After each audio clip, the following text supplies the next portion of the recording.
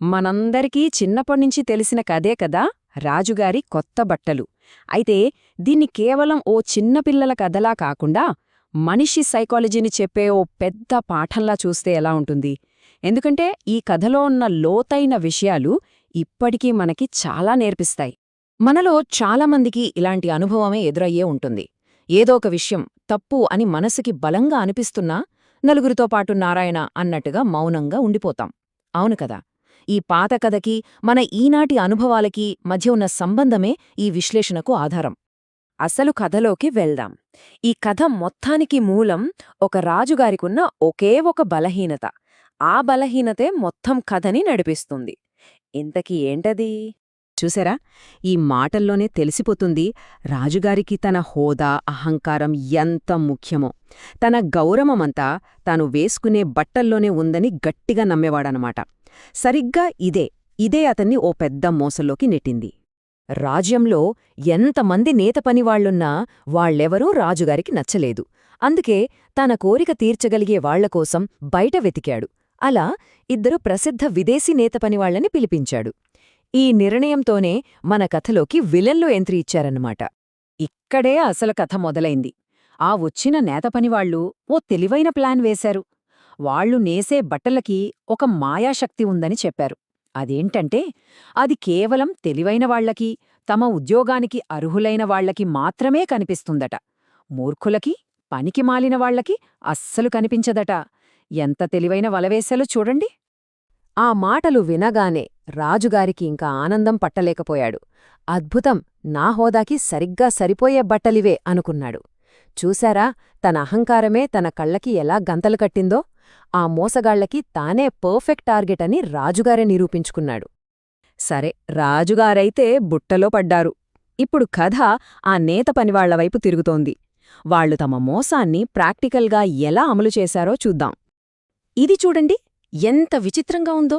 అందరి ముందేమో ఖాళీ మగ్గాలమీద తెగ కష్టపడిపోతున్నట్టు భలే నటిస్తున్నారు. కాని తెర వెనుక ఏం జరుగుతోంది? రాజుగారి ఖజానా నుంచి తెప్పించిన బంగారు దారాలు, విలువైన వస్తువులన్నీ థ్యుక్కన తమ పెట్టెల్లోకే సర్దిస్తున్నారు.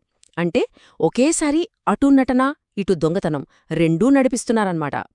ఓకే, రాజుగారు మోసపోయారు. కాని కథ ఇక్కడితో ఆగిపోలేదు. ఈ మోసం, భయం వల్ల, అందరితో పాటు ఉండాలనే ఆరాటం వల్ల మొత్తం రాజసభకి ఎలా పాకిందో చూద్దాం.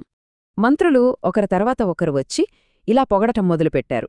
అబ్బబ్బా, నా కళ్ళకి వెన్నెల విందులా ఉంది. ఇది ఇంద్రధనస్సులా మెరిసిపోతోంది. నాకైతే బంగారు రేకులు కనిపిస్తున్నాయి. సీతాకోకచిలుక రెక్కల్లా ఎంత బాగుందో. నేనేదో కలలో ఉన్నట్టుంది.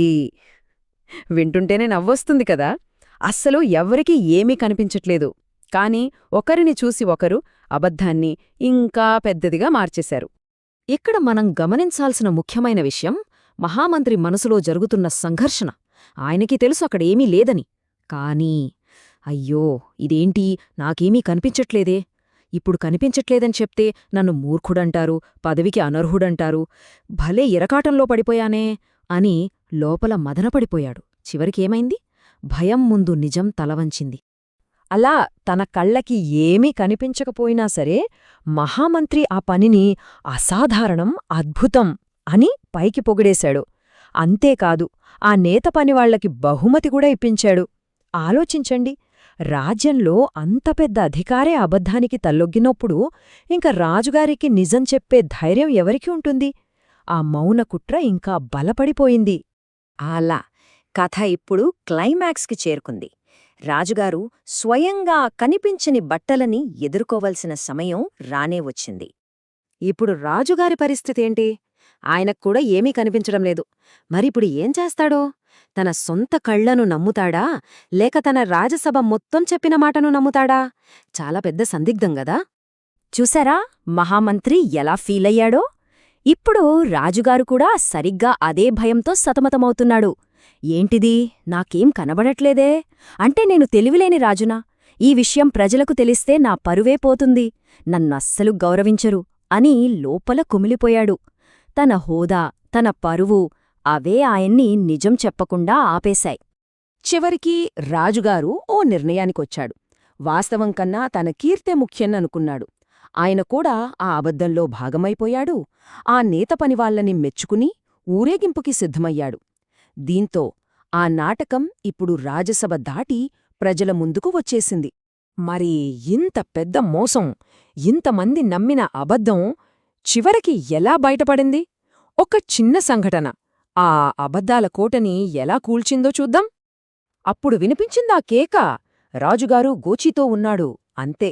భయం, హోదా, పరువు ఇలాంటి లెక్కలేవీ తెలియని ఓ పసివాడి గొంతు అది. ఆ ఒక్క మాట అక్కడి వాతావరణాన్ని మొత్తం మార్చేసింది. అందరూ నమ్ముతున్న ఆ పెద్ద భ్రమను ఒక్క దెబ్బతో పగలగొట్టింది. ఒకరు నిజం మాట్లాడితే అది మిగతా వాళ్లకి కూడా ధైర్యాన్నిస్తుంది. సరిగ్గా అదే జరిగింది. ఆ పిల్లాడి మాట విన్నాక ఒక్కొక్కరిగా ప్రజలందరూ తమ కళ్లతో చూస్తున్న నిజాన్ని గట్టిగా అరవడం మొదలుపెట్టారు. ఇంకేముంది, ఆ గొప్ప మోసం పేకమేడలా కుప్పకూలిపోయింది. సరే, కథ అయితే ముగిసింది. కాని ఈ కథ మనకు ఏం నేర్పిస్తుంది? ఇన్ని వందల ఏళ్ల తర్వాత కూడా మనం ఈ కథ గురించి ఎందుకు మాట్లాడుకుంటున్నాం? ఇప్పుడు ఈ కథ వెనుక ఉన్న సైకాలజీని కొంచెం లోతుగా చూద్దాం.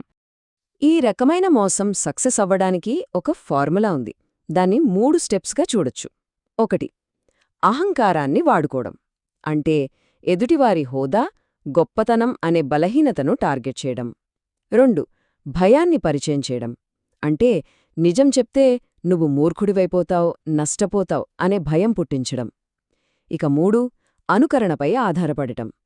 అందరూ అబద్ధం చెప్తున్నప్పుడు మనం కూడా అదే చేస్తే సేఫ్ అనిపించేలా చేయడం. ఈ 3 కలిస్తే ఇలాంటి మోసాలు జరుగుతాయి. సో, ఈ కథ నుంచి మనం నేర్చుకోవాల్సిన అసలైన పాఠమిదే. మన చుట్టూ ఉన్న వాళ్ళందరూ చాలా కాన్ఫిడెంట్గా ఒక అబద్ధాన్ని నమ్ముతున్నప్పుడు మనకు కళ్ల ముందు నిజం కనిపిస్తున్నా సరే మనకు కళ్ల ముందే డౌట్ వస్తుంది. అందరూ అలా అంటున్నారంటే బహుశా నాదే తప్పేమో అని మనల్ని మనమే ప్రశ్నించుకుంటాం. దీన్నే గ్రూప్ థింక్ అంటారు. ఈ కథ జరిగి వందల సంవత్సరాలు అయ్యుండొచ్చు. కాని ఇందులో ఉన్న నిజం ఎప్పటికీ పాతబడదు. ఒక్కసారి మన చుట్టూ ఉన్న ప్రపంచాన్ని చూద్దాం. మన సమాజంలో, మనం పనిచేసే చోట లేదా మన స్నేహితుల మధ్య నిజం కాదని మనసుకి తెలిసినా అందరితో పాటు మనం కూడా ఏ కనిపించని బట్టలని చూస్తున్నట్టు నటిస్తున్నాం. ఆలోచించాల్సిన విషయమే కదా.